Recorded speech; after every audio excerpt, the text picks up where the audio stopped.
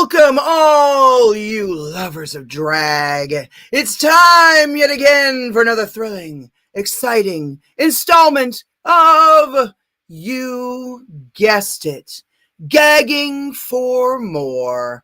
We're coming at you live every Saturday night at 4 p.m. Pacific time. That's 7 p.m. Eastern time, right here on Get Real Global TV and Get Real Global Radio, KGRL. You can watch us live on our YouTube channel, Get Real Global TV. And we're also Get Real Global TV on Twitch and TikTok.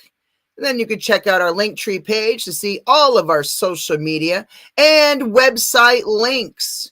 And you just type in at Jennifer DeVoe Muse to find all of that on Linktree. And then you can check out our radio station, Get Real Global Radio, KGRL, on Spreaker. We're also syndicated on iHeartRadio, Spotify, YouTube Music, TuneIn, SiriusXM, Pandora, Amazon Music, Audible, Apple Podcasts, plus pretty much everywhere else you can watch or listen to podcasts. We're distributed by those nutty people at Sony Music Entertainment, Sony Music Publishing, The Orchard by Sony, and 50/50 Global Music Incorporated. I'm your hostess with the mostest, Jennifer DeVoe Muse. I just want to say hello to everyone watching or listening to this broadcast around the world. We appreciate you and your patronage.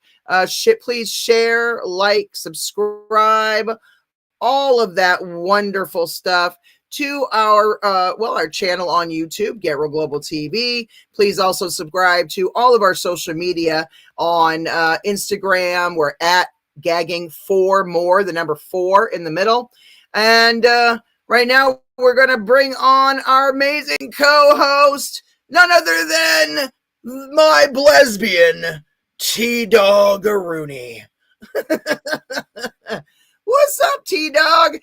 Also known as Tashina Saunders, a.k.a. Silent Giggles. Silent Giggles speaking. Woo! You've had that name now since fucking 2017. Yeah. Ever since our days back at LA Talk Radio in Sherman Oaks, California. Shout out. Shout out to Sam. Shout out to Ronan. We miss you guys. Fuck yeah, dude. That was the days when we had rock stars and all kinds of people, actors and whatnot, coming to the radio station to take pictures with us. And then, yeah, now we're doing this from home. A lot fucking changes over the years. Went by. But I'm glad to have you with me, my friend, as always. And we're back. Hell yeah, we back. All right, we're going to bring on our featured guest tonight. I'm going to sing a little ditty. Who's the creepiest creep we know? Who's the star of our favorite show? Abhora! That's me! The person who's tattooed on more drag artists' asses than anyone I know. Abhora. Ooh, thank you so much for having me. You're very welcome. I hope I'm not scaring you too much with my green ghost attire. I saw you at a green screen and I just thought we could Photoshop something. I love it. Something else here. But it's kind of hard because I can't see. I know, right? Hey, how's it going?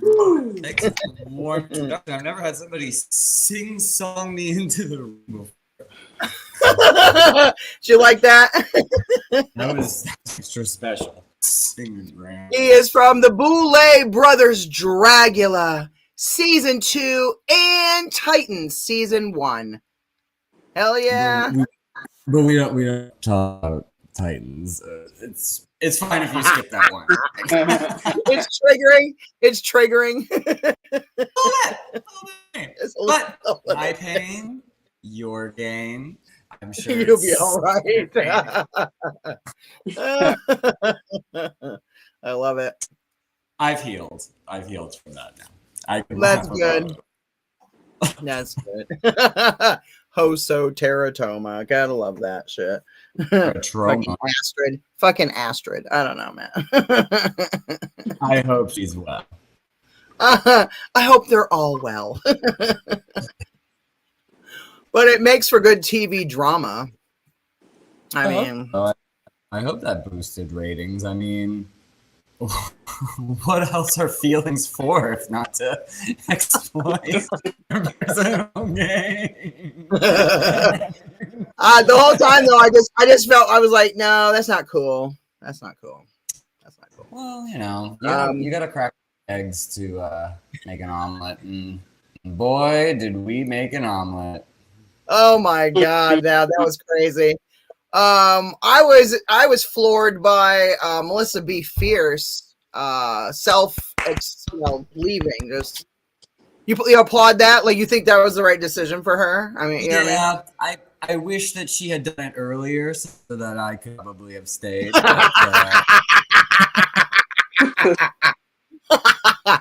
They would have them go up. So she just started watching Dragula. I told her she needed to watch it, but she just watched. She's watching season 6 right now. Yeah, or whatever. So I told her she needs to go back and watch all the other seasons. So I was telling her, yeah, everything is just crazy with all of that. I felt bad for her because she was really cool, but they would have them go up on this like platform and stand there, and they would cross their arms like they're going back into the coffin. This is on Titans, and they get dropped through a fucking trap door. So okay, so demonstration. They did too. They just like poof. Are you okay? Thank you. Okay, so I got a good question. So when you guys get dropped down through that trap door, where do you go? Like, what happens? Like, we don't see that part of things. You know what I mean? Well, we actually end up in a Chuck E. Cheese ball pit, and it's both fun and devastating. So, well, yeah, because I guess if you're getting dropped, it means you got eliminated. So we're down there. Obviously, that would be the traumatic part. And then playing and having a good time, and then we're crying again because of all the pee that's in the ball pit. Oh, gross. It was from one of the prior contestants, you know. He said, if I got to be taken out, I'm going to piss all over these balls because it's going to taint them from the other bitches. So they, it's just wrong. Doing that. No, I was kidding. Well, I admire their restraint to just keep it pee. It is scary. It is scary. I don't blame them if they didn't mean to.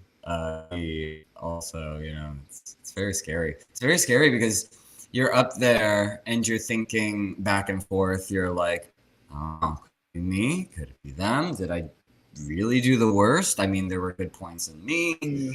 The other person was shit. So maybe it won't be, and then and you're on the ground. Wow. I love your artistry, but I got a good question. When they did the first episode with the fucking house party, what in the fuck were you? I know you're trying to say you were an alien, but I was like, what in the fuck? I mean, it was amazing what I was looking at. I just was like, huh? You know, and you I love been it. around as long as I have, you sort of start to get into this mindset of, oh, you can really just do whatever and it's gonna be fine. Like as long as you play it off, you don't have to know the words, you don't have to have a costume. Which you didn't. I can tell. I was telling you out on your shit, man. I love it. If growing up is work, then winging it is the second half. But apparently that wasn't enough. Everyone else was very talented, and No, all you guys are extremely talented. Like every one of you was really good representation of the seasons you were from. You know what I mean? It's just I thought it was kind of interesting that they put you and Hoso Teratoma and fucking Astrid all together in one season, kind of like create more drama. And then you had you and Erica and that fucking drama from season 2. And it's like, holy shit, I'm like, poor Abhora. He's like getting fucking coming at from every side. I was like, oh my God, that's not cool. my heart. Not cool. You know, Not cool. Well, when you're seen as a threat and immediately have like a weak moment in that environment, I don't for jumping. You know, when there's in the water, you jump on the weakest member because it's everybody's neck on the line. You know, if it's not them, it's me. So that's so I don't blame them for attacking me. And of course, I came in real hot. Real hot. I thought they were setting everything up for me, and I was just gonna walk in, take my crown, say thank you, and leave. Right. And I was not very gracious about it. So I definitely got my comeuppance. It was always kind of like my goal is to be the biggest asshole and then get punished because that's right. You're a sadomasochist. I think that's what it is. And then all the shit with Eva destruction, and like she was giving you a hard time about things, and I'm like, damn, man, what the fuck? Well, this is between you and me, but he was under the impression that I wasn't gonna be there, and okay, very sneaky thing, and I was being very quiet about preparing for the show, and I got you. Didn't like that. She thought that was a betrayal, but no, I like surprises. I don't like giving anything away, and Dragula is kind of the only time where you're allowed to lie, and it's not a bad thing. Like I've learned through my life that I am a great liar. I can lie through my teeth. Love the backdrop, by the way. And the only time that I get to do it, since I'm not a lawyer, the only time that I get to do it is for Dragula, and I just love every opportunity that I get to lie and mislead. So, because that's I comedy. Loved it on, yeah, right. Misdirection. Anyway, what were you saying? No, it's good though. I mean, I like a lot of the stuff that you were doing, in the sense of like, I think you handled the situation really well, considering. You know what I mean? Well, I wish I would have just hauled off and attacked them, but that's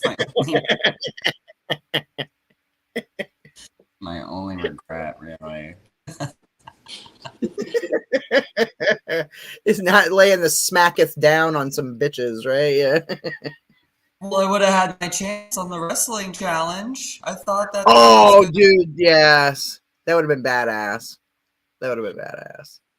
I'm not sure I'm allowed to say this with the NDA and everything, but they had a stipulation in the show that if somebody couldn't complete the fright feat, then the previous eliminated would be able to return. So I was waiting wherever they were holding me, and one of the housing monitors, I asked, like, what was the fright feat today? Did they quit?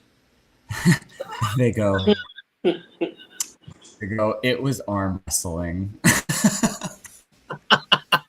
Damn. You couldn't have them up on a bridge or in a fucking Shark Tank or in a basket of bees. You had to right. scissors. Right. You couldn't use real rocks or scissors or paper. On the idiot that does real rock, paper, scissors with paper. Like, You're right. Literal. Can't beat me, rock. And it's just. You're right. It could be like season 2 where you guys beat the shit out of each other in the dome.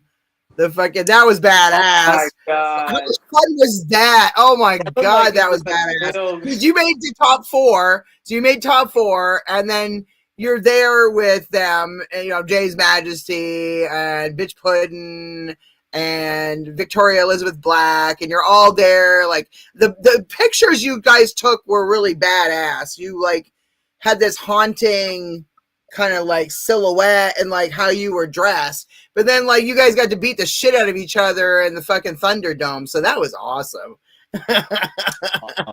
on my deathbed, that will be a memory that I hold on to. It was the best day of my life. It was the best day of my life.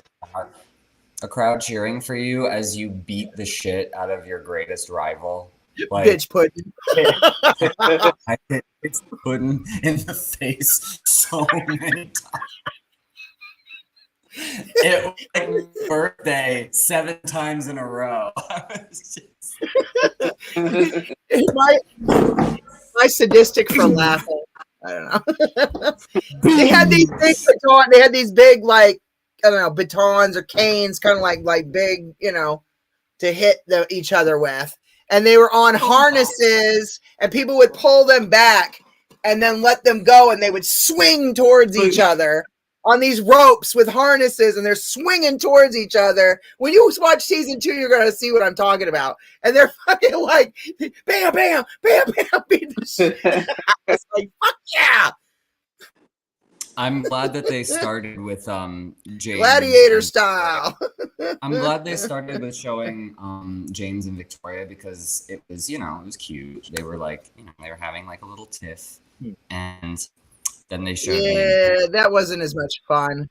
No, but it's good to show the contrast of these are just pillows. I got you. And then the carnage of a little tiny bird being thrown at a bowling ball of a human being, and just watching the physics of a clacker ball just disproportionately.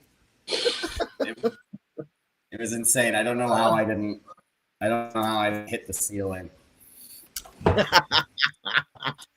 Yeah, that was crazy. I was like, how far back are they going to pull them? You know what I mean? In the sense of like, for you to start like swinging. So I was like, oh, okay. They didn't pull them back as far or as high up as I thought they would. I mean, which is a good thing, to be honest with you.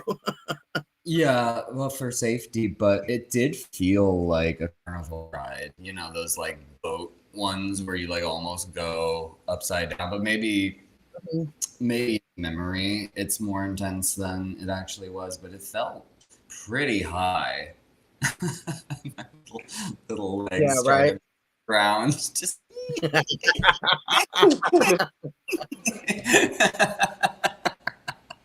That was hilarious.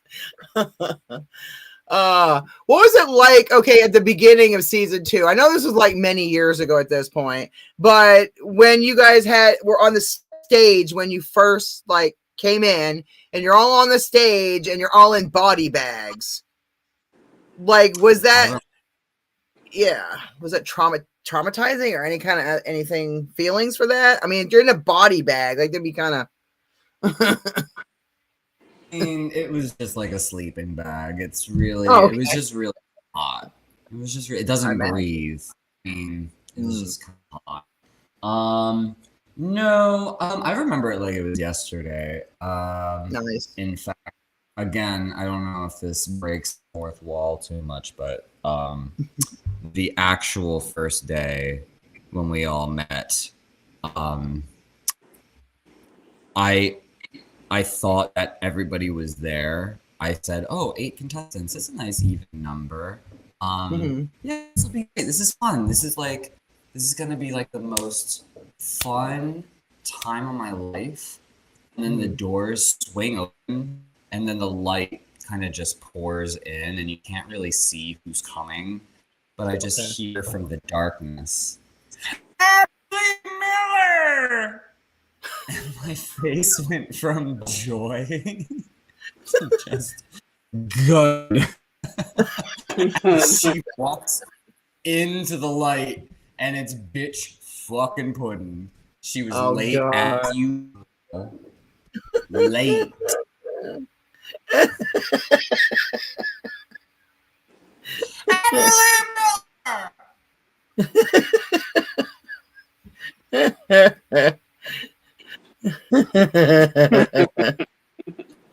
can laugh about it though. Well, you can laugh now. It's years ago. You know what I mean? So it's kind of like not worth your time. We're friends. To hold on to that crap. Yeah. We're best friends.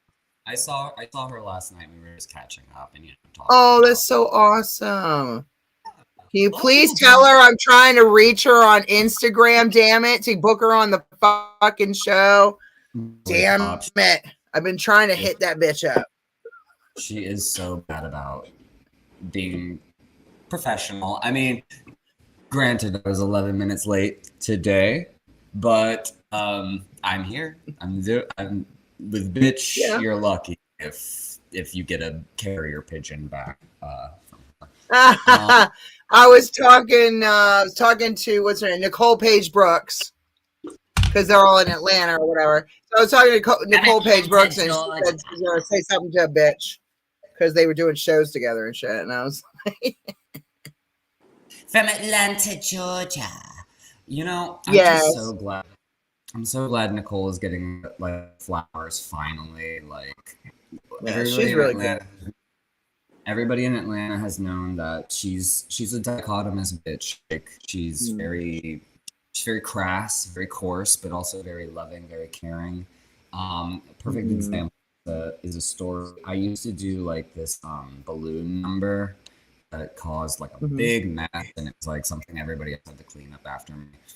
And then later on, somebody did a Pennywise number, balloons, obviously. This was back in 2016, 2015 when the movie came out, or was going to come out. And Nicole was in the audience with me, and she saw that as the balloons were like popping and stuff, I was like, visibly like disturbed because the loud noises get to me. And she picks up a balloon and she goes, "Oh, you don't like when people make messes in their numbers?" And she pops the balloon in my face.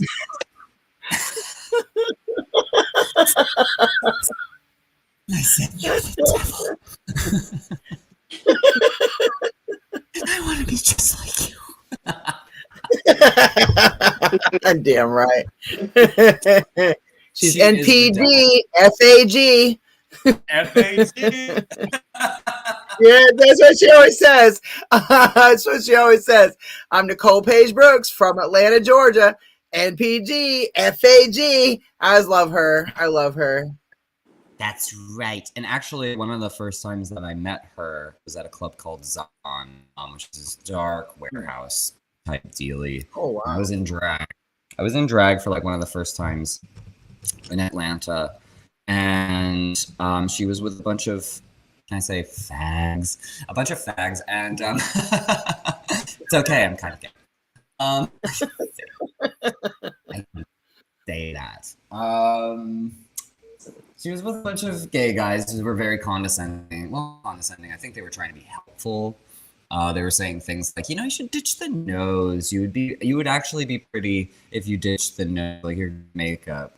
That's signature for you, though. Yeah. And she just said, without missing a beat, she was like, "No, she's different. She's interesting. You don't get it because you're not well traveled. But this is art. Yes. This is something different, special." Yes.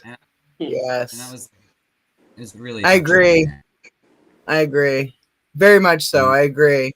It's like your signature, that the nose pieces and stuff that you do, like it's just amazing. When you guys did the Wild Wild West like thing, like, and you came out with that black and white with the hat and the big pants and oh my God, I was floored when I saw that look. I was like, that is fucking amazing.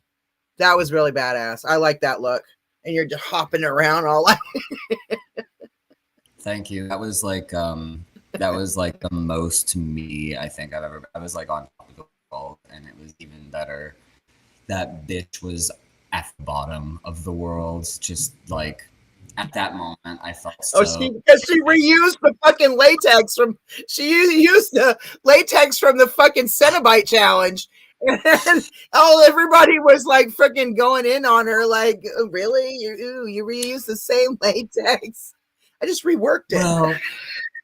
Well, if you don't, you blow. I popped. Yes. I thought that was hilarious. I was like, bitch, they were like, no, you would flake, you would flake, you would this, you would that, you wouldn't fucking blow it and shit. Like, you wouldn't do all that. I was laughing. And you know what else? She actually got like another good line in where Monique was explaining her look, and she's like, "Girl, I made everything. I sewed this dress, and I made hip pads for the first time. And girl, I'm gonna do it this week." And bitch goes,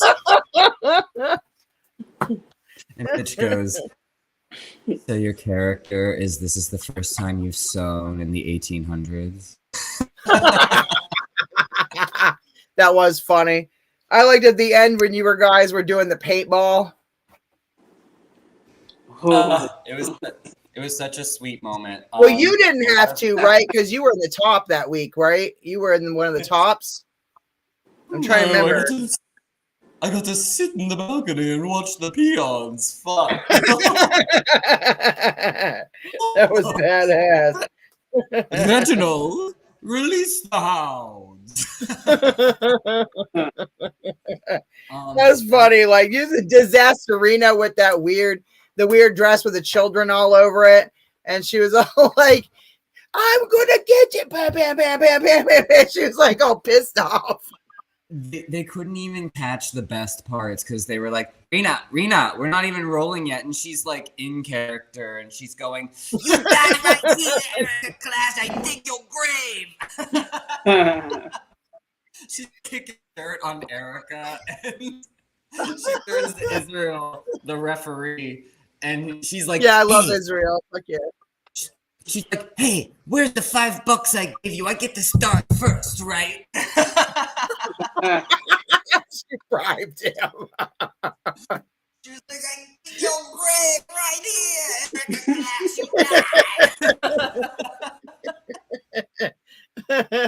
You're murdering my pussy.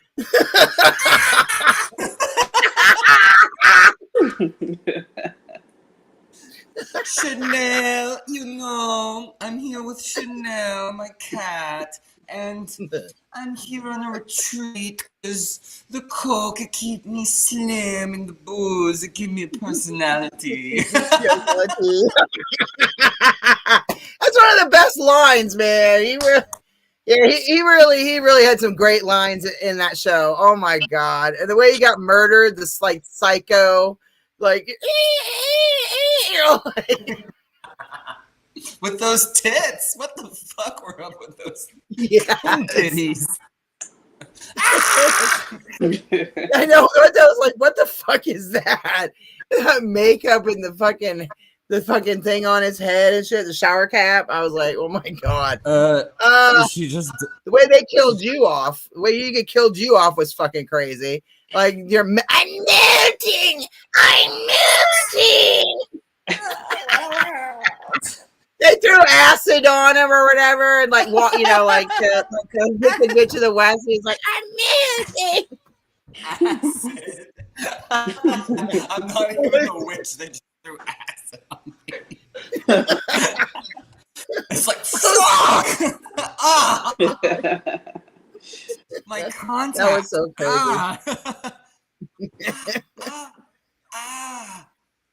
That was nuts. Yeah, I got Monique. Monique's coming on the show in August the 9th, so That's gonna be badass. Ooh, girl, Momo Kai, that's my girl. Kiki, she crazy. She's a wild card. I'm so glad that she's doing well in life. She seems to have she's turned her life completely around. She's That's good. yes, she's battled a lot of demons, and now she's in a stable relationship with 2 partners. That's wonderful. In a house, she has a job, she has, responsibilities. Oh. She has her pets. She has her Barbie. I got my Barbie collection, Mama. Ooh, I go to eBay and I'm gonna get some new Barbies. And then I got my rock collection. And then I got my dildo collection. Happy girl.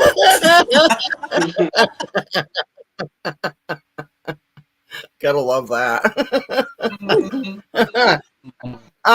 That was crazy when they had you dress all femme and shit. Like you had to dress like girly in that the woods scene. Girly. Girl, I look like my dad in a wig because I was wearing like no makeup. Like Courtney Act. Courtney Act with a little bit of eyeliner and some lip gloss. I thought you were gonna say Courtney Love. Oh no. Bush. Asshole. Right. I love it. Bad. I did it. Too funny. So where are you living now? I'm in downtown LA. And I thought you had moved to Los Angeles. So that's cool. How you like it there versus Atlanta? Moved or like got trapped. In the early stages of the show, they didn't really quite have the budget to kind of pay a stipend, which was fine. We all kind of agreed. We all knew what the risk was. We all knew what the agreement was, and we all signed on, knowing that this was not a paid endeavor. So, not being able to work for that period of time, I unfortunately lost my partner in Atlanta, which really was a blessing. But the only thing that sucks about it is that it really fucked over my roommate Terry. Shout out to Terry. Still dear to my heart. 40-year-old lesbian. She was so cool. She was like, I met her on Craigslist. I was desperate to find a house in Atlanta, and just by luck, she was like one of the first people. She's like, "Hey, I got an extra room. It's only $500 a month between the two of us. And I work at Domino's, so I bring her meat all the time. And you're welcome to it." And she's so funny. Like when I was first coming up with the Abhora, a lot bitchier, and I think I said something like really, really bitchy, and she goes, "You are so obnoxious. You are gonna die a horrible death." Oh, that's wrong. Thanks, Terry. Thank you. Love of my life. I love it. Brutally honest. So yeah, I got stuck here, and luckily Felony took me and bit in. Felony Dodger. Fuck yeah. How is he doing? How's Felony doing? He's good, and It's awesome. He's running that show. He's running a show called She's in Parties, which I'll be at this Friday. And nice. For those that don't know, the spot on Felony impression. That's where the it does sound like her. It does sound like him or whatever. Yeah, totally. I agree. It does sound like him. It's sad that he only lasted that first season. That first episode, And he had some fucking spot on commentary too. He was like, "Hey, if all you're gonna do is cover your face, shine on. And then if that's your journey," I was like, that's a pretty good talking head. Like there were so many great characters that season. Really feel like they blew They're their really load. very strong season. It was my favorite season of all 6. I mean, I love all the seasons. It's just I don't know, just something about season 2 just spoke to me more, like just the artists. I think what happened was season 1 was an experiment. Yeah, totally. It was an experiment. They pooled from the local scene because they didn't know how viable this was going to be. They didn't know how difficult it was going to be. So they really only branched out to local performers. And then once they saw the success of that, they said, okay, next time we got to go national or international, whatever they were capable of doing. Right. So then they looked at the entire talent pool across the world, I guess. And Wow. I don't think they thought about it through, like, in the longevity of it. They're like, we need to make this season pop and make it blow out of the water. Let's not hold back. Let's do what Drag Race does and put people on hold for seasons, save them for later. Let's just put all the best people together and see what happens. And they really they kind of blew their load because the next season had like a lot of all-star talent. Yeah. But I don't know, there was just something about season 2 that was just really, really strong. At the top of the top, you have Victoria, Dolly, Bitch. I give it to James. He's very talented, obnoxious, great at TV. Yes. And Disasterina, just like full concept, full force, full comedy. You have Kendra, stellar performer. You have fucking Erica was great with anime. Yeah, I do. Erica with the anime. And that was a totally different look. Her looks were totally like different than everyone else. So it was like a good wide variety across everyone. You know what I mean? Monique with the masks and just like everybody was just from different worlds, which was nice. That's what makes shows like Dragula, Drag Race really interesting, is when you get to see the different genres all come together and kind of compete, not against each other, but against themselves, you know? I feel like competitions, they're not really looking to see who has the best eyeliner, but they want to see what your individual unique character is at 100. At their 100 in a different world. They want to take Erica Clash and see her as a mermaid. They want to see James Majesty as a pile of zits. You know, and then they want to see what your creativity is, you know? And that's what makes the show, people's creativity. And what is really astonishing is that the creativity does not stop. Every new season, there's more people trying new things that I would never have expected, and it's kind of blowing me away. And there's still so many different genres to be explored and discovered. Haven't even created yet. I mean, you look at Hoso, and she wasn't even doing. She was still in high school. Dragula. Oh wow! Really? Something. Okay. She's very, very young. So she wasn't even doing drag yet, and then she just started with the drive and the fervor, and she became something unique and totally of her own. And we don't know who's gonna just pick up a brush tomorrow and be the season 7 starlet, or the season 8 starlet, or the season 20, hopefully. Right. Yeah, no, totally.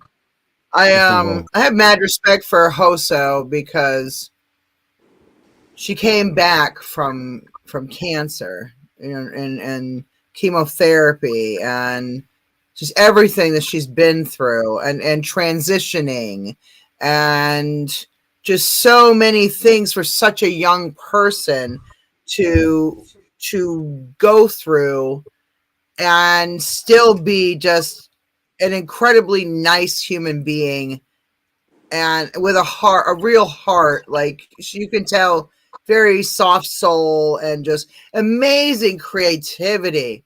Just oh my god, the looks that motherfucker she comes up with. I'm just like the three mask look with the three masks side by side. Like it was just the stuff she thinks of is just incredible.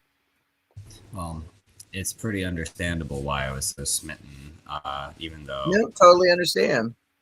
you know, she's phenomenal in every way. And, you know, it's just unfortunate that there's this strange, parasocial relationship between it. I would have loved to have met her in a different lifetime. Right. But I'm very impressed with her. I'm very intimidated by her. I often feel in this toxic competitive feeling. But you know, as time goes on, I heal from that because that has nothing to do with her. It has everything to do with my fear of being replaced. It's my fear of my fear of death, really. It's the fear of being forgotten. Because when you get on these shows, you think, well, this is my legacy, this is my pyramid, this is my this is my temple of eternity, and then you realize it will only be that way for as long as people think about it, which is surprisingly shorter than one expects. So it's a very strange feeling, and I wish that I didn't have this ego tied to it. But you know, that's just something to work on, I think. I have the same fear. No, totally, dude. Look, this show is not just about exploring the art of everything. It's you know, we're all human beings, and it shows that we can all come from different places and still see each other and still appreciate one another. And I have the same fear as you, the same fear of not just like just death. It's just no longer being here, no longer, you know, like any of it. You know what I mean? Like I completely understand. That's my biggest fear. Is like you said, being replaced, being, you know, people forgetting about you, just gone, you know. So I get it. I've had that fear for a long fucking time. So that's a normal fear. Do you know what I mean?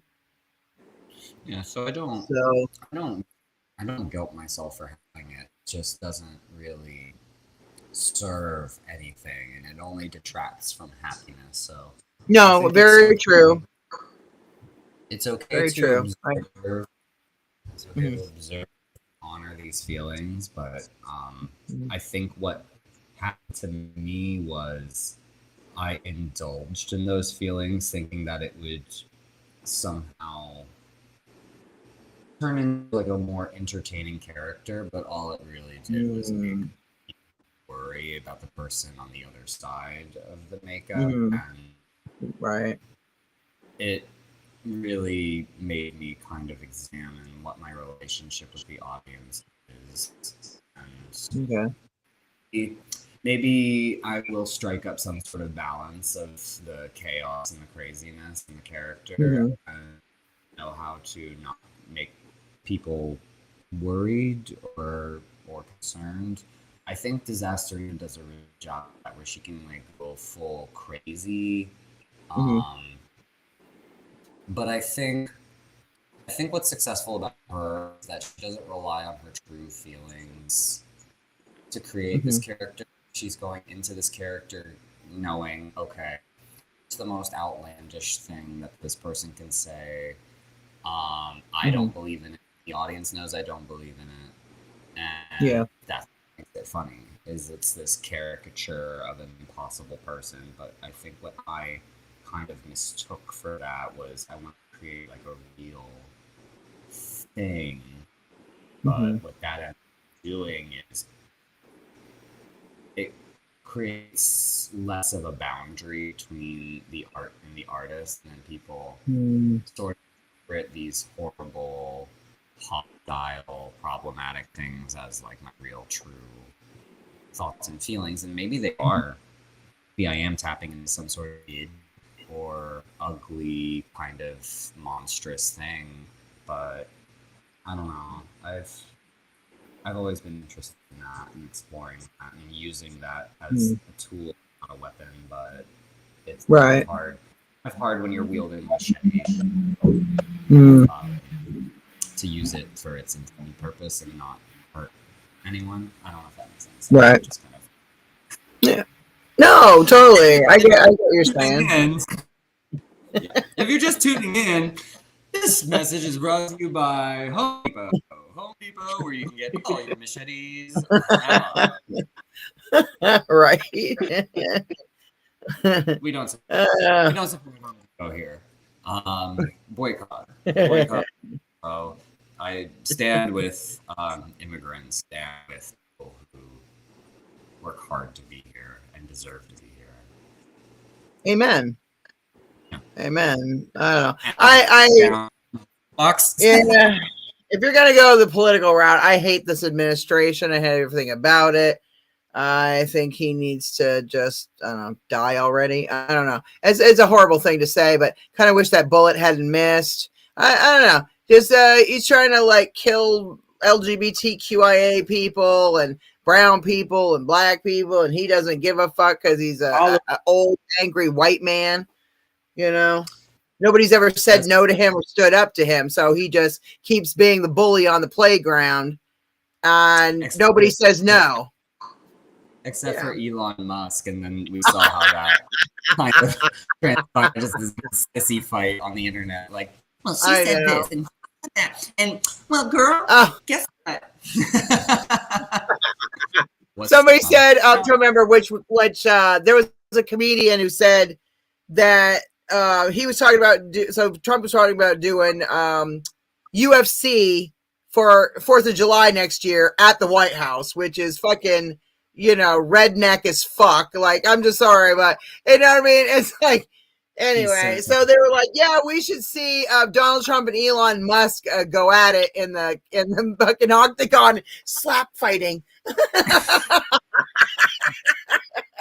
That'd be hilarious. That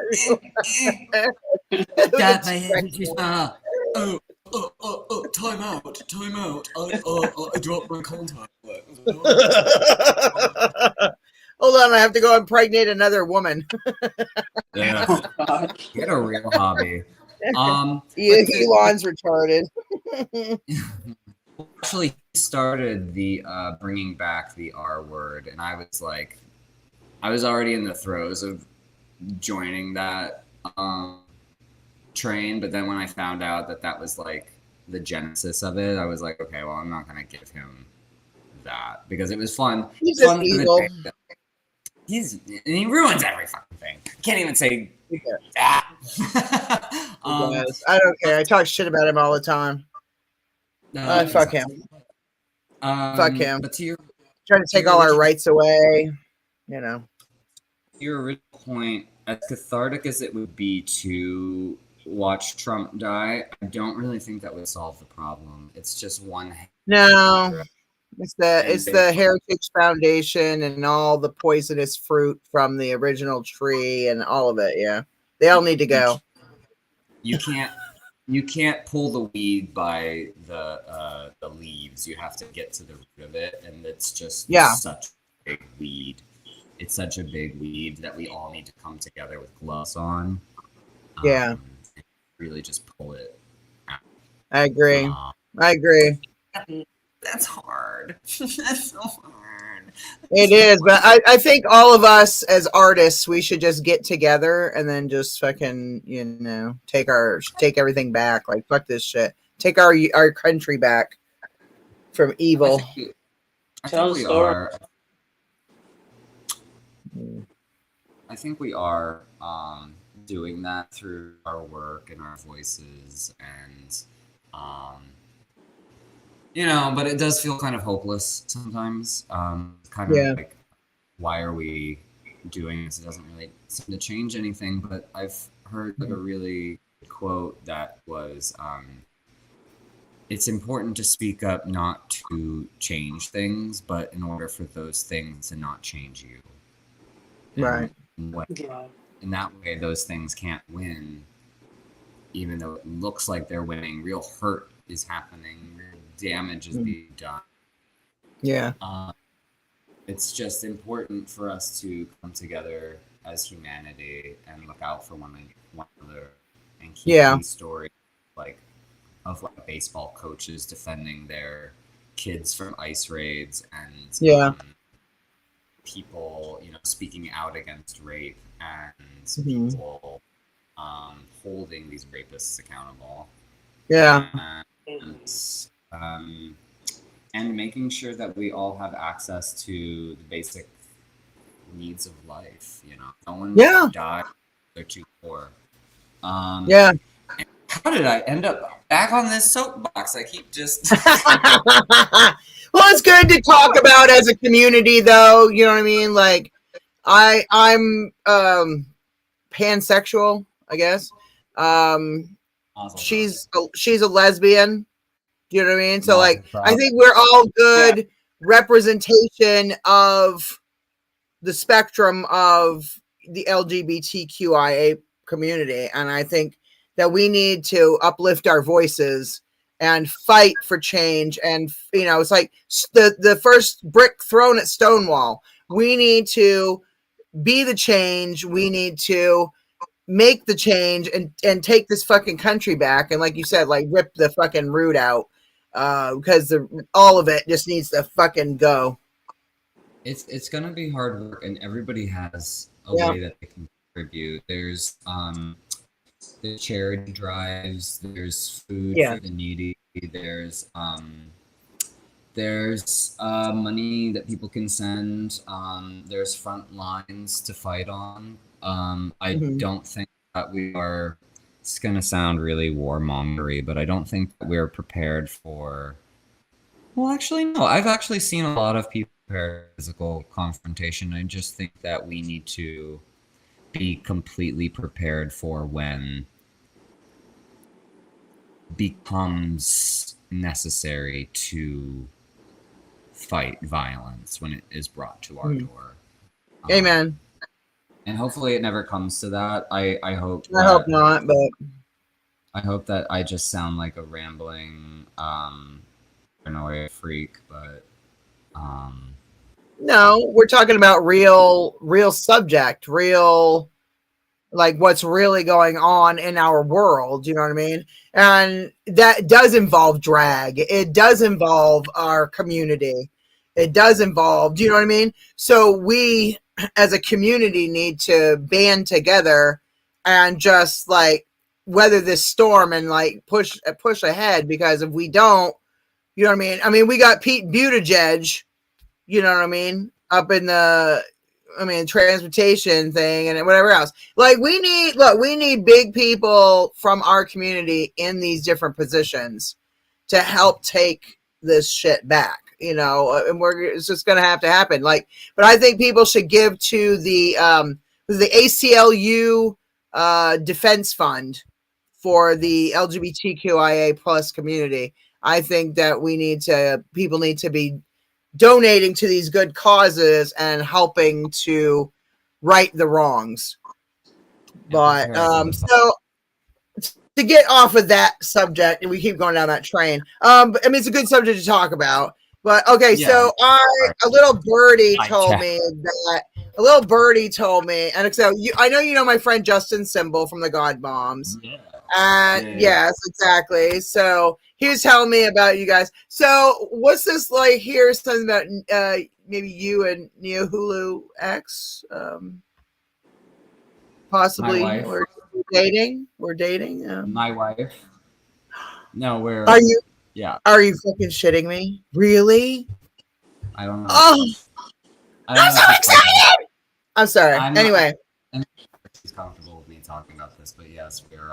I'm excited. Okay, I'm congratulations. I'm extremely excited, and tell her I love her and she's fucking amazing, and I would love to interview her too. And because I know she knows she was in my friend Justin Symbol, the God Bombs music video, Ghost in the Machine. And so, like, you know what I mean? Like, I just think it'd be awesome. I'd be honored if she would be on our show. I really would. Just fucking phenomenal. I'll pass the word along. I would just. Oh my god. She's truly such a magnificent human being. Like She is. As ditzy as she portrays herself, she has so much wisdom and so many profound traits of self-actualization. She came to this country not knowing English, taught herself everything that That's she amazing. needed. She started her own fashion line. She set started out to achieve every dream that she had, from the hardest beginnings of, unaccepting parents, being trans, and discovering that. And I just admire her so much for that. And she's actually gotten me to sort of allow myself to accept better things in life. Yes, you deserve it. You're amazing. She was the driving force to get me out of my shed. I was living in K-Town. Koreatown, yeah. It wasn't it wasn't water sealed or air sealed or anything, so it would flood all the time. Oh, damn. Basically, it was in a giant garage closet thing, and and she went about it in a very gentle way. She was like, "Look, there is this cafe that is really cute for doing things like looking for apartments or jobs or." And I'm like crawling out of a pile of trash, and I go, "What are you getting at?"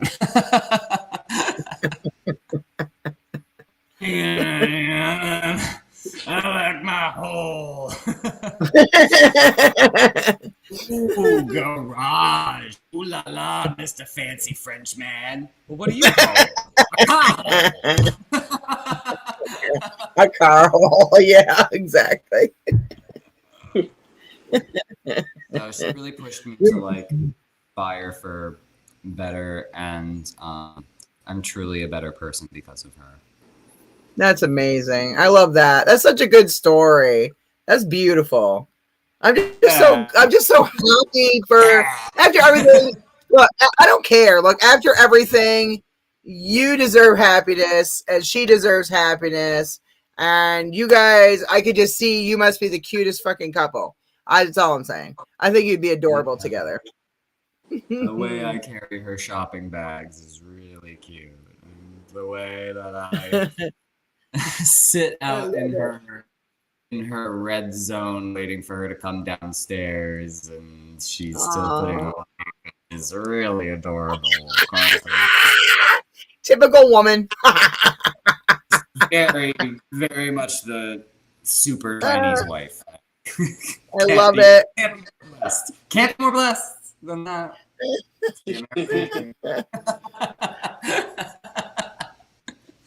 Some of her looks that season, man, season 5, her looks were fucking out of this world. Just phenomenal. The stuff that just her mind is so like, it's just like you, like the mind is, you guys are so creative. You think of things that no one else would. It's not just standard, like, oh, I'm slapping on some lipstick and some eyes and whatever. Like, you go full on, like, costumes and, like, everything. Well, she creates a world, and it's this nebulous world of astral fantasy, and she's exactly what she is this alien creature that has absolutely no understanding of this world, for better or for worse. Uh, you know, she doesn't understand the concepts of corruption, but she also doesn't understand the concepts of punctuality. And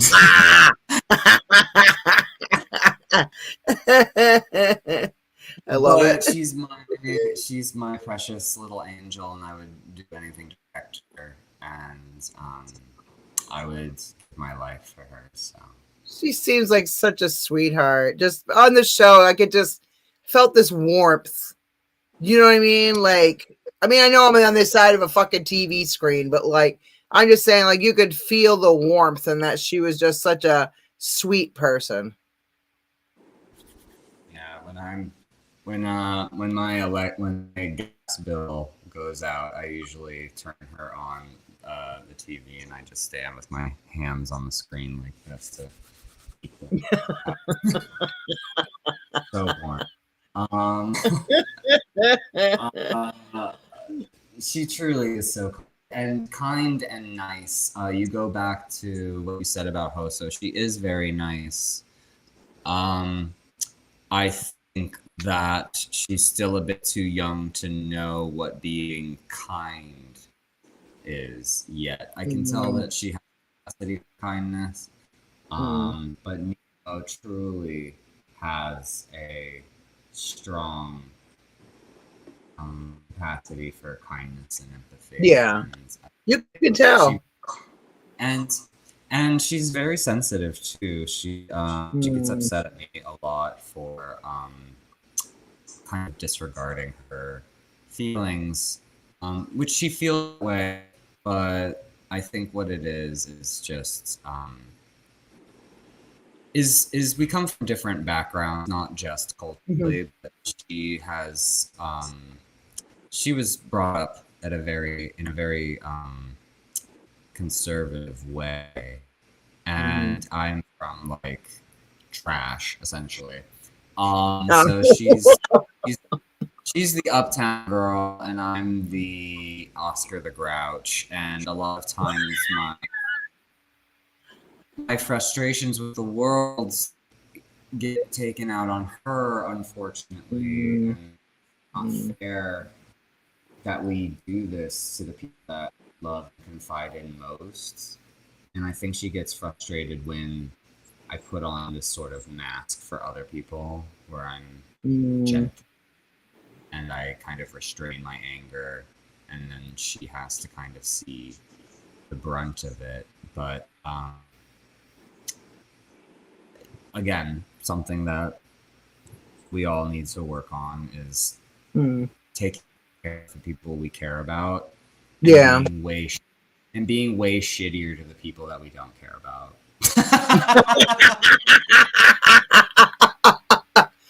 I always tell people I treat others how they I treat others how I would want to be treated myself, and I'm not doing like the Bible and whatever the fuck.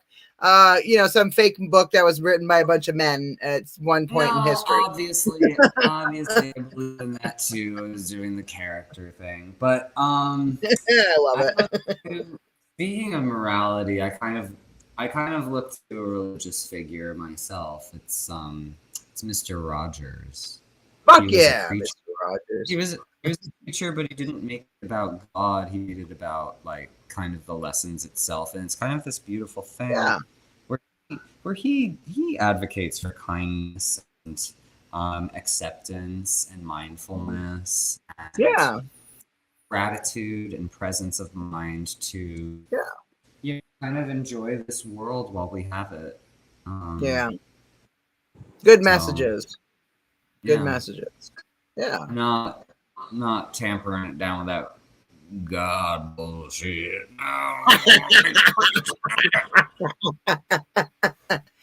I treat people with respect and kindness until they, like someone who doesn't do that, doesn't give a fuck about your feelings or whatever else. And to them, I go, you know what I mean? That's what I'm saying. Fuck them. They're not worth your time to get upset over. It took me a long time my sisters told me this like a couple weeks ago that they used to be kind of scared around me because I used to be a very angry person because I kept getting fucked over in life by friends, family, a spouse, whatever. So like at some point you just got to be kind of like, you know what? It's not worth my time to be angry about these people anymore because that makes it so that they hold power over me. And do I want to keep giving my power away to these fucking pieces of shit when they don't deserve my love, my kindness, or my power? But you also don't want to exact revenge on people either, because then that could kind of make you go in a bad way too, in the sense of, It hurts. It hurts your soul, To be it does. as delicious as it is, but it hurts yourself more than it hurts them because a lot of times people hurt us because it's not out of any kind of malicious intent. They just don't care. It's that uncaring that hurts us, and when we harbor that hurt, hoping that they do care, that they apologize, that they see our hurt. Don't hold your breath, because that's what I was hoping for.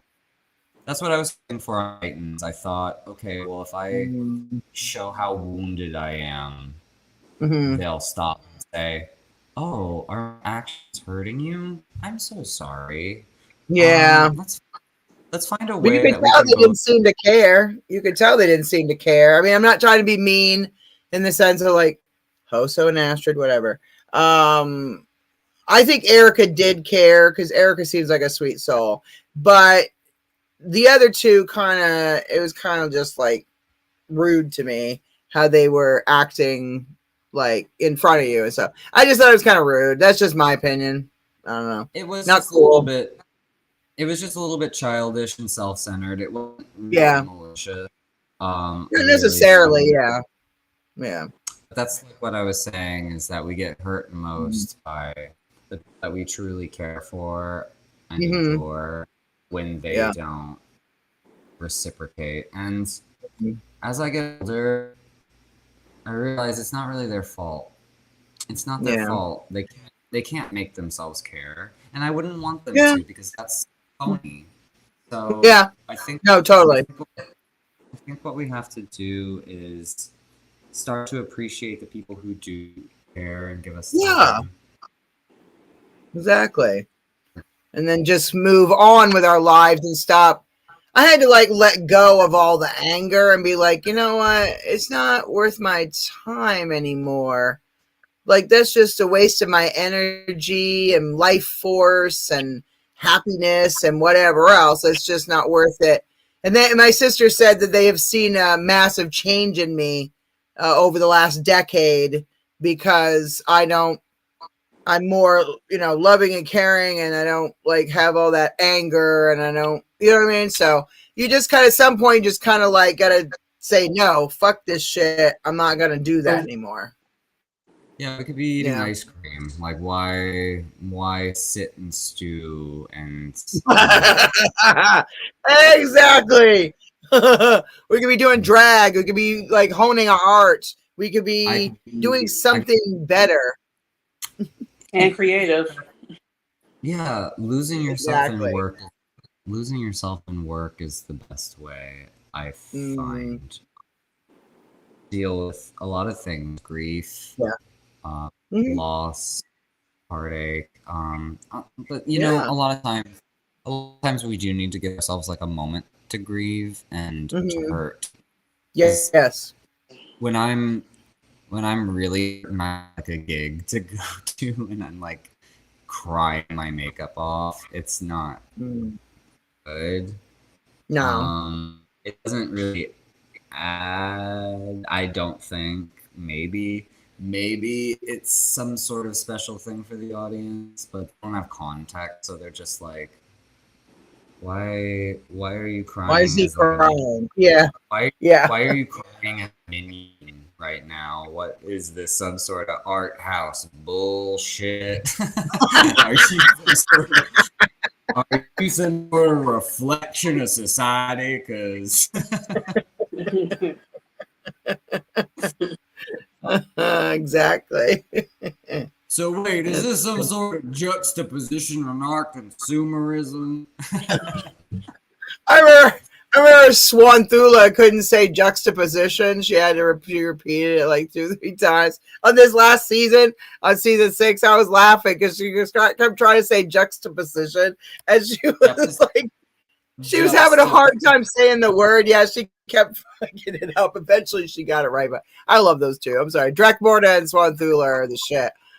I like that. I don't know. Something speaks to me about Dragula. It's just my love of horror. Of course, that's my favorite genre of everything. I don't care what it is. Horror is always going to be my favorite genre. And I just love how they do everything. Like the artists they book, like this last season was all like the wild cards that they didn't know how they were going to do or whatever. Like they were saying these were just their wild card people that they had just kind of set aside, and they didn't feel that they fit into other seasons. So they just kind of all put them together. I was like, oh, damn. So you're just taking all the whatever. I was like, okay, shit. We had so far we've had so we had Erica Clash, you know, and then we had like B team. This is the Z team. Low expectations, high yield. I know, right? I was like, oh shit, damn, they're the leftovers. That's not cool. I was like, damn. So I had we had Jaharia on the show. We had Anti-Heroin on the show. Just had Desiree Dick on the show. All amazing artists. Great girl. Oh, Desiree? I love Desiree. I love Desiree. But she's wild. She actually told me when she booked me in DC, she was like, what do you want to do? You're only in the city for like a short amount of time. What do you want to do? I was drunk and I said, take me to the White House. Take me to the White House. I've got some shit to say.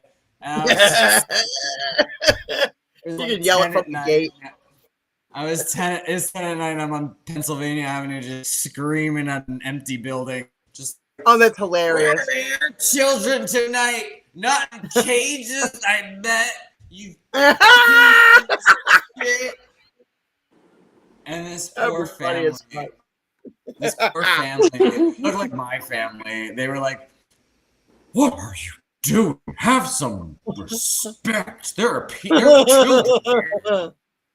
And I go, listen, bud. I'm really scared to live in a world where I can't say what I'm feeling because this is an oppressive regime. And I just ran away crying. I can totally see you and Desiree doing that. Standing outside the wrought iron fence of the White House, yelling at it.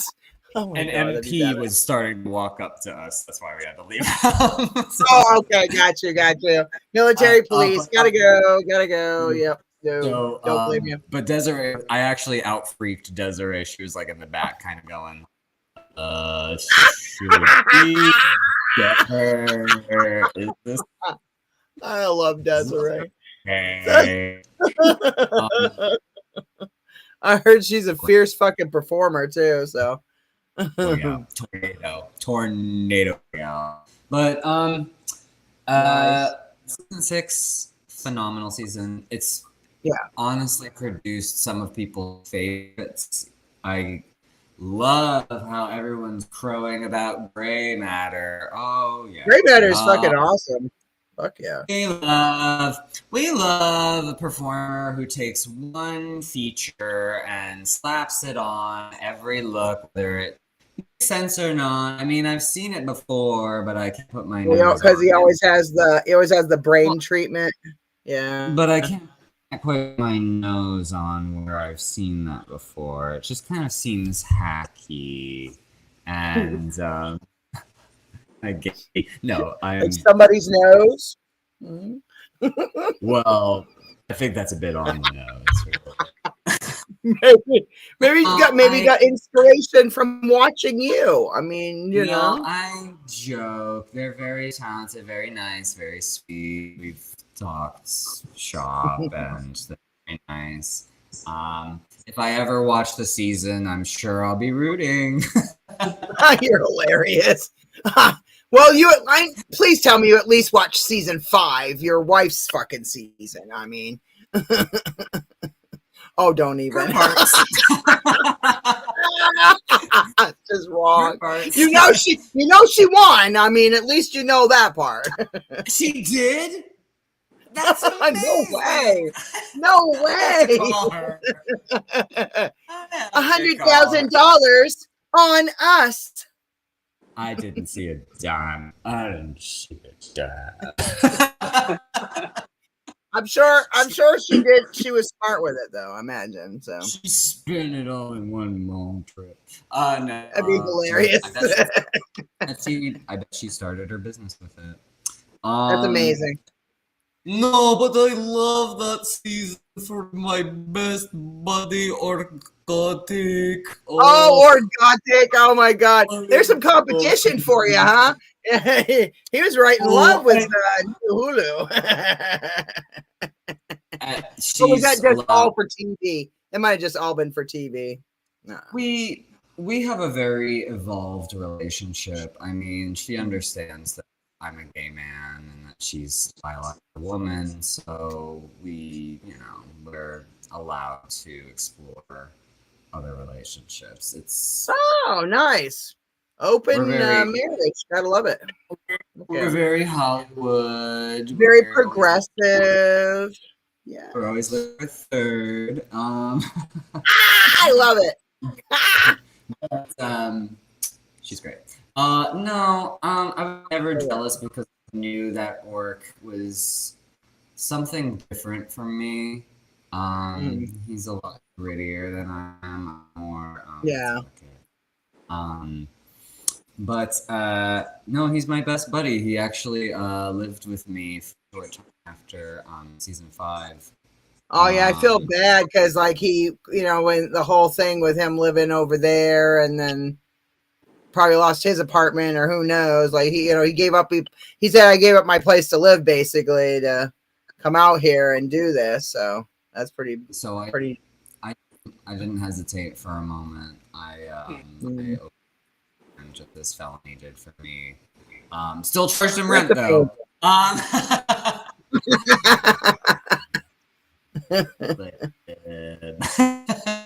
no, I love that. I love that guy. We have an ice cream place by our house. He used to go every day because they would give him free ice cream because they recognized him from the show. Hell yeah. And then they all came back. Him, Neo, and like Satana came back, and they were like, "They gave us free ice cream. They recognized it on the show."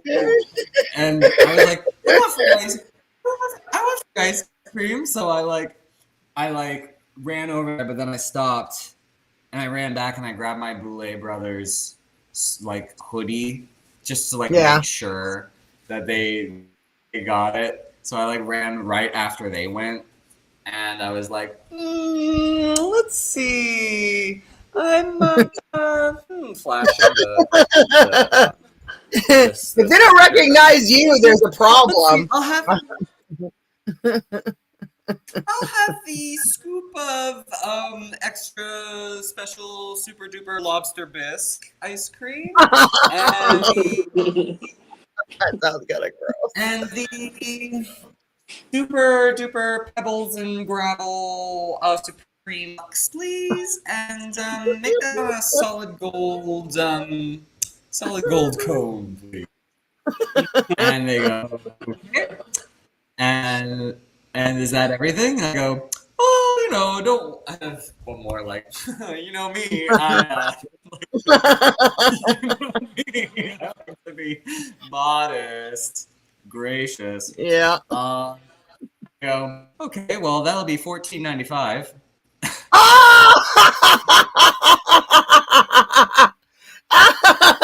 Have you not seen season 2 in Titans, motherfuckers? What is problem with you? Oh my god. So I kind of got desperate, so I kind of showed my hand, and I was like, this is probably irrelevant, but I'm Abhora from season 2, Dragula and Titans. And they go, yeah, we know who you are, Abhora. It'll be $14.95. Oh!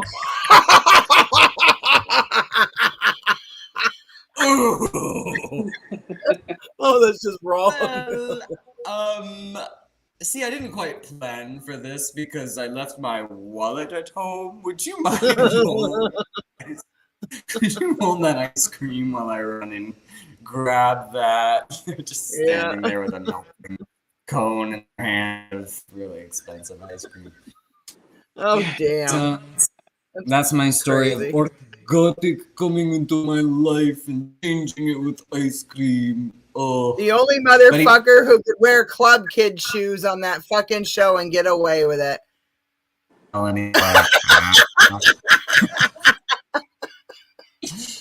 Good for her. No, good for her. I'm glad.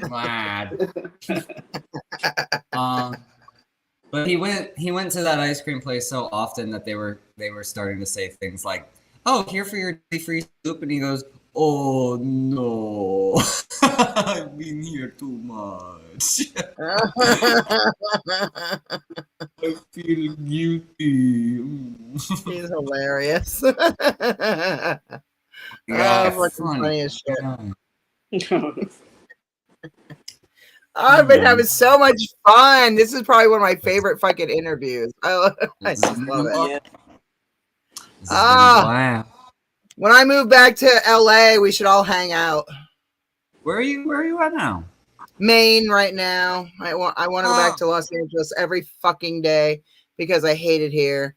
I'm originally from here, but I lived out in LA for like 10 years, from like 2012 to 2022. So I put on a lot of concerts and music festivals. I'm like a concert promoter and booking agent. And then, I do put on events and different things like that. And then we had our radio show at LA Talk Radio in Sherman Oaks, California. And then we just, we've done like, I started off on FM in Hollywood, some little station on the Sunset. So it's just like that's my life. My husband's from Los Angeles.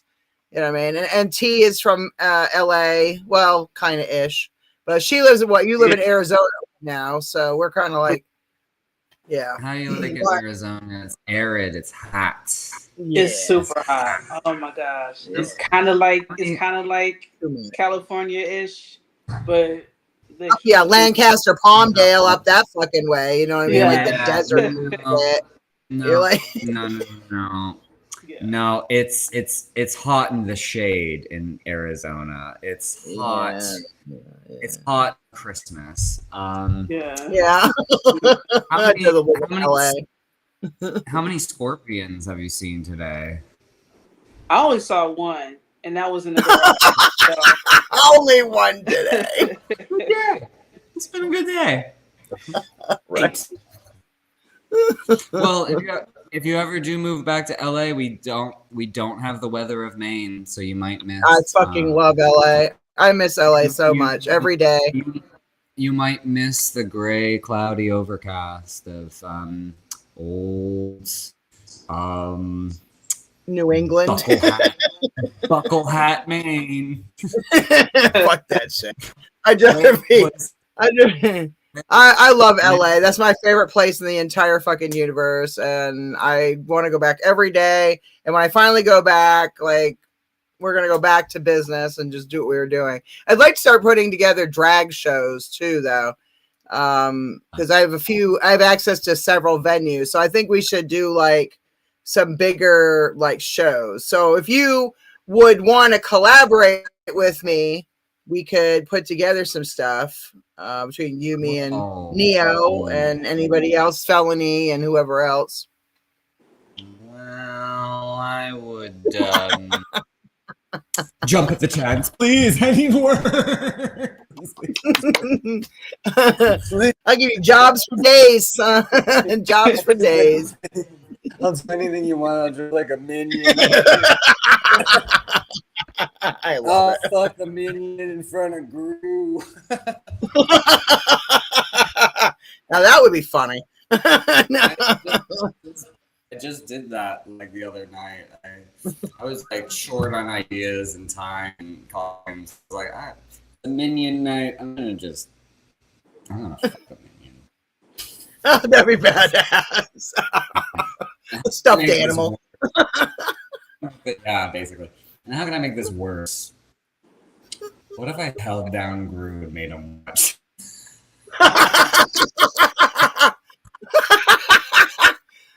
I'm a sick, twisted bitch. That sounds like it'd be Evil. I actually got the idea. funny. I actually got the idea because I watched Swamthula. I watched Swamthula that to Erica Clash on season 2.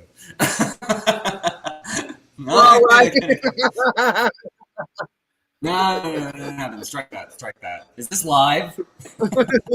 Yeah, yes. Unfucking edited, motherfucker. Welcome. Oh man. Welcome to the shit show. No, I was kidding. Welcome. I like everything in the moment and just fun. I just like to have a good time. You know what I mean? Like that's what it's all about. Having fun. Just being ourselves, just being goofy and stupid, and who gives a fuck about, all that extra bullshit. Nobody care about that. We want to have a good time. Wild and raw, real feelings, real situations. Exactly. Fuck yeah. Real bowel movements. No, that's a whole different show. That's a different show. No, hold on. Hold on. Did you miss this from radio? The soundboard with the flush sound. I wish I had that reaction on my thing. I know. You can add it. Swirl. This is a wizard dog. Every morning. I love it.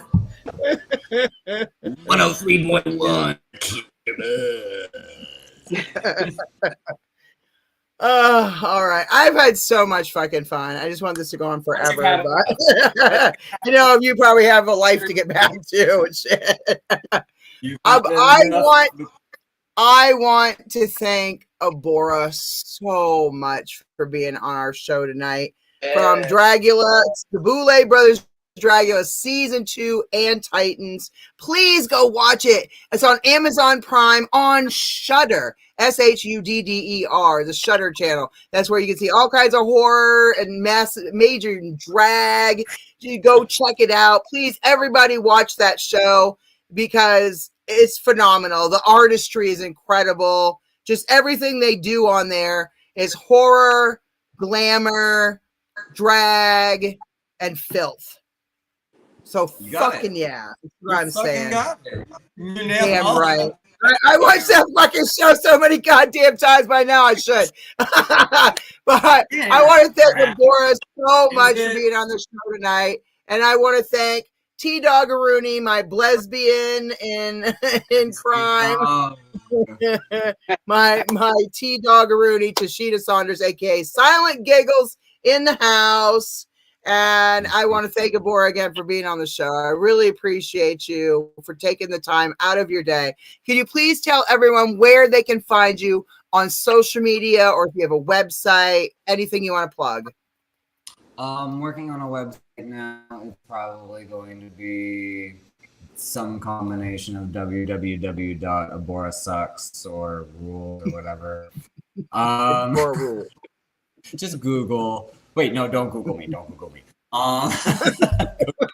Go directly to my website. Do not Google me. Do not.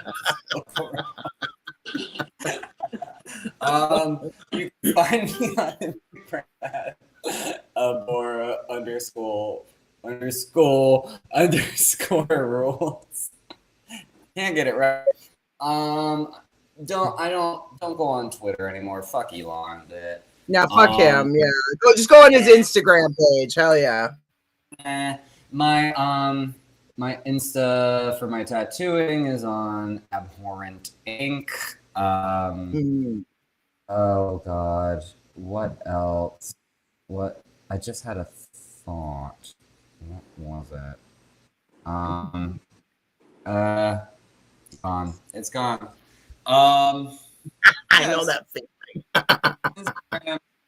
Go take a look around. You don't have to follow. I understand. No, please follow. Abhora is amazing. The artistry is fucking incredible. Please go follow Abhora_rules on Instagram and be on the lookout for. Oh, and then his tattoo company also. Please, hire him if you're in the Los Angeles area and you want a tattoo. Hit up Abhora. It'd be amazing to have a tattoo from Abhora. It's like a fucking like a dream. It's like a dream for me. When I move back out there, I'm gonna get a tattoo from you. Fuck yeah, we're gonna do this. We're gonna do it. Whatever you want. We're gonna put on some amazing drag shows, and we're gonna have a fucking good time. Say hello to your lovely wife for us. Please ask her if she would please be on our show. We would really appreciate it and love her because she's fucking amazing. But thank you so much. And if you want to hit up Bitch Puddin' or anyone else, tell them I'm fucking trying to get a hold of them. God damn it. Oh, yeah, I forgot about her. She got me. The best one, you already forgot about her. All right. Well, thank you to everyone for watching the show tonight. We really appreciate you. Please subscribe to our channel on YouTube. It's Get Real Global TV. Please follow us on all the socials. You can just find me on Linktree, Jennifer DeVoe Muse. And you can also like all of our pages on Instagram, such as Jennifer DeVoe Muse. We've got Silent Giggles. Just hit up her page, Tashina Saunders, and we've got Gagging for More, our podcast page. So Gagging for More podcast. And go ahead. We've got other podcasts that we do on Friday nights. We have Wicked Entertaining, so you can see all of the different artists and authors and people that we have on that show as well. But thank you to everyone. We really appreciate you. We'll be back next week with Hollow Eve from season 3 of the Boulet Brothers Dragula. But I know the season of crying. The season of healing. Of destruction. And I don't get up. I love my leg. All right, well, thank you so much. We appreciate you, and looking very forward to meeting you in person. And you guys have a wonderful night. I'm safe. Fuck yeah. All right. Have a great night. Thank you too. Bye. Okay, bye.